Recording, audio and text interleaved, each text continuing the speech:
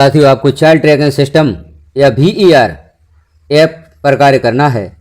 जो शाला त्यागी या प्रवेशी छात्र हैं उनसे संबंधित सर्वे कार्य आपको करना है।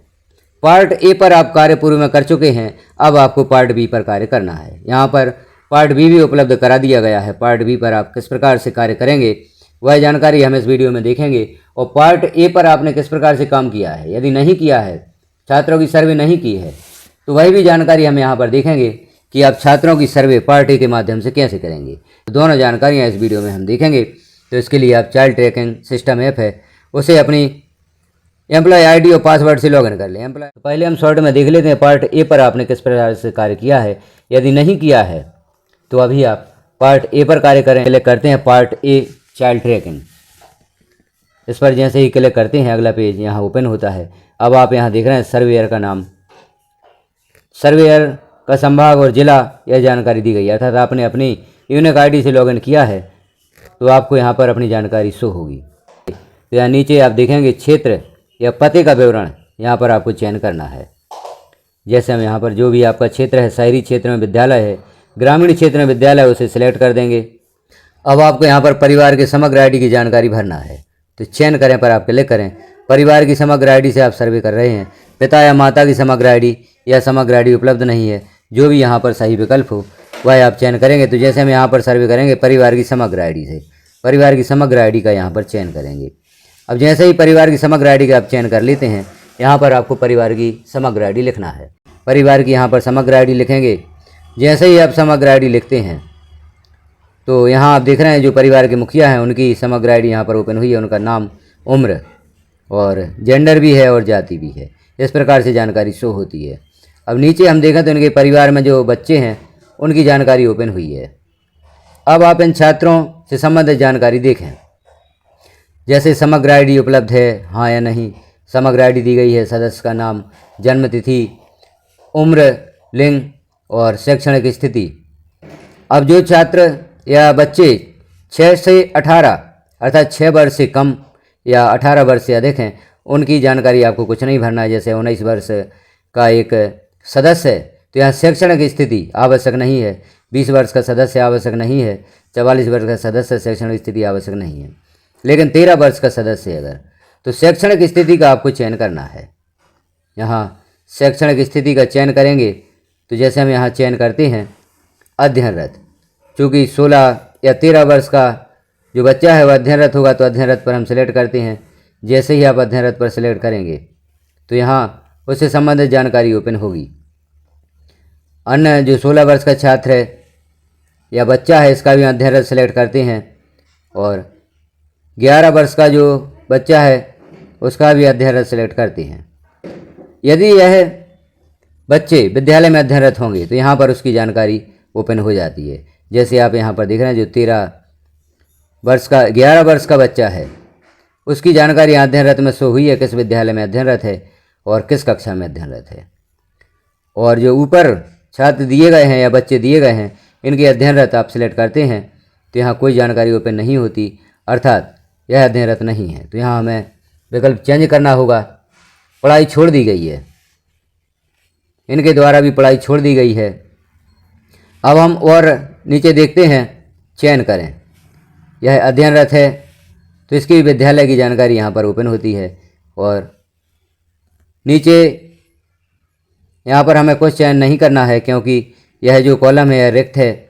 तो अब जो बच्चे इस परिवार में अध्ययनरत हैं उनकी जानकारी ओपन हो गई है, और जो अध्ययनरत नहीं है जिन्होंने पढ़ाई छोड़ दी है उनके संबंध में यहाँ विकल्प चयन आपको करना होगा। तो क्या स्कूल में नामांकित होना चाहते हैं, तो यदि नामांकित होना चाहते हैं तो हाँ लिखेंगे, अन्यथा नहीं। इसी प्रकार से यहाँ पर हाँ या नहीं आप लिख सकते हैं। और यहाँ आगे जानकारी आपको कुछ नहीं देना है क्योंकि ओपन नहीं हो रही है। इस जानकारी को आप सबमिट कर देंगे। सबमिट पर जैसे ही हम क्लिक करते हैं तो यह जानकारी सबमिट हो जाती है। अब यहाँ पर आप देख रहे हैं part B, out of school child tracking. इस ऑप्शन को आप क्लिक करेंगे। पार्ट बी पर किस प्रकार से कार्य करेंगे उस जानकारी को हम यहाँ पर देखेंगे। आपका नाम यहाँ पर प्रदर्शित होगा। क्षेत्र या पते का विवरण आपको यहाँ पर चयन करना है। तो जो भी आपका क्षेत्र है, ग्रामीण, शहरी, उसे आप यहाँ पर सेलेक्ट कर लेंगे। अब सर्वप्रथम आपको पंचायत का चयन करना है। जनपद पंचायत, जो भी आपकी जनपद पंचायत है उसका चयन करेंगे। क्षेत्र या ग्राम पंचायत का चयन करेंगे। तो यहाँ पर जैसे हम लिखकर भी सर्च कर सकते हैं। यहाँ पर सर्च हो जाता है, पंचायत का नाम, ग्राम का नाम यहाँ पर आप सेलेक्ट कर लेंगे। बालक बालिका का चयन करें। अब छात्रों की सूची कहाँ पर उपलब्ध होगी, तो जो यहाँ पर लिखा हुआ है बालक या बालिका का चयन करें, इस ऑप्शन से छात्रों की सूची आपको प्राप्त होगी जिनकी आपको पार्ट बी में एंट्री करना है। इस पर आप क्लिक करेंगे तो आप देख रहे हैं यहाँ पर छात्रों की सूची ओपन हुई है। तो जैसे जिस छात्र की भी जानकारी आप सबमिट करना चाहते हैं उस छात्र को यहाँ पर आप क्लिक करेंगे। यह छात्र शाला त्यागी हैं या अप्रवेशी हैं, उन्हीं की सूची यहाँ पर ओपन होती है। तो यह छात्र जो दूसरे नंबर पर छात्र है इसे हम सिलेक्ट करके देखते हैं। इसे आपने सिलेक्ट किया। अब परिवार उपस्थिति का चयन करें, हाँ या नहीं। यह छात्र जो प्रदर्शित हुआ है इसका परिवार यदि ग्राम छोड़कर चला गया है तो परिवार की उपस्थिति में आप नहीं सिलेक्ट करेंगे। कारण का चयन करेंगे, परिवार द्वारा स्थायी रूप से पलायन कर लिया गया है या परिवार द्वारा अस्थायी रूप से कुछ महीने के लिए बाहर गया है, परिवार द्वारा अस्थायी रूप से कुछ दिनों के लिए बाहर गया है। इनमें से आप सही विकल्प का चयन करेंगे। जो भी आपको विकल्प यहाँ पर प्राप्त हुआ है, आप घर पर पहुँचे, आपने सर्वे प्रारंभ करना चाहते हैं लेकिन घर पर कोई नहीं मिला, तो इन ऑप्शंस में से आप सिलेक्ट करेंगे। तो जैसे इस परिवार के संबंध में हम परिवार द्वारा स्थायी रूप से पलायन कर लिया गया है, इसे सिलेक्ट कर देते हैं। सिलेक्ट करते हैं आप और सबमिट पर क्लिक करेंगे। जैसे ही सबमिट पर क्लिक करेंगे तो यह जानकारी आपकी सेव हो जाती है। अब हम दूसरी स्थिति देखते हैं। परिवार यदि आपको उपस्थित मिलता है तो परिवार की उपस्थिति हाँ हमने दर्ज की, बालक बालिका का आप चयन करेंगे। अब यहाँ पर चूँकि जानकारी उपलब्ध नहीं हो रही है तो आपको पुनः प्रारंभ करना होगा क्षेत्र से। क्षेत्र यहाँ पर चयन करेंगे आप, जनपद पंचायत का चयन करेंगे, ग्राम पंचायत का चयन करेंगे और ग्राम का चयन करेंगे। जैसे ही हम चयन करते हैं अब बालक बालिकाओं की सूची यहाँ पर ओपन होती है। तो यदि आप अगला बालक या छात्र सिलेक्ट करना चाहते हैं, जानकारी ओपन नहीं होती, तो आप इस तरह से सभी जानकारियाँ पुनः चयन कर लें, सूची ओपन हो जाती है। अब हम देखते हैं किसी अन्य छात्र के बारे में जानकारी जो कि शाला त्यागी या प्रवेशी हैं, उन्हें आप यहाँ पर सिलेक्ट करेंगे। तो जैसे हम यहाँ पर एक और छात्र सिलेक्ट करते हैं। अब परिवार की उपस्थिति में हम हाँ सिलेक्ट करते हैं। परिवार उपस्थित है, हाँ हमने सिलेक्ट किया। तो नीचे आप देख रहे हैं बालक या बालिका की वर्तमान स्थिति का चयन करना है। शाला त्यागी है, शाला अप्रवेशी अनंत प्रवेशी है, प्रवेशित किंतु मैप नहीं।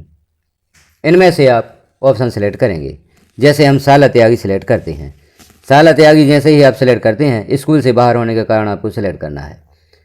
खेती के काम में या कृषि मजदूरी अथवा अन्य दैनिक मजदूरी करना, भाई बहनों बच्चों की देखभाल करना, इनमें से जो भी ऑप्शन सही हो वह आप सिलेक्ट कर सकते हैं।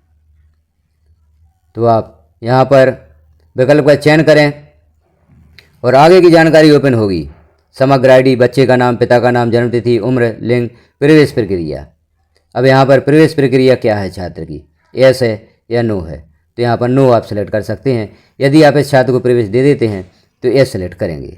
अब हम दूसरा विकल्प देखते हैं, जैसे अनंत प्रवेशी। इसमें कौन कौन से ऑप्शन ओपन होते हैं। अनंत प्रवेश का कारण अन्य राज्य में दर्ज, यहाँ पर सिर्फ अन्य राज्य में दर्ज ही अनंत प्रवेशी में शो हो रहा है। और हम अगला विकल्प देख लेते हैं, जैसे प्रवेशित किंतु मैप्ड नहीं। अब यहाँ प्रवेशित तो है किंतु मैप्ड नहीं है, तो यहाँ भी प्रवेश प्रक्रिया में आपको यस या नो सेलेक्ट करना है।